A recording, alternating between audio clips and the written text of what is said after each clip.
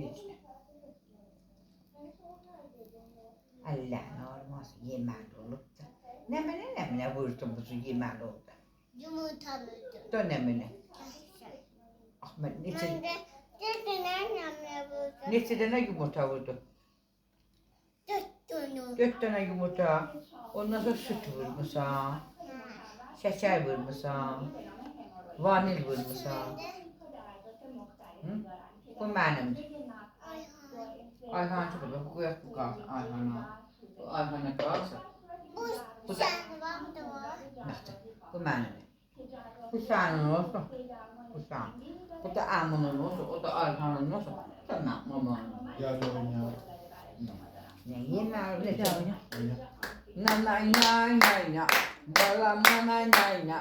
Tavallud mübarek Benim olsun. kesip olan yiyeceğim. Koç güzel senin nasıl?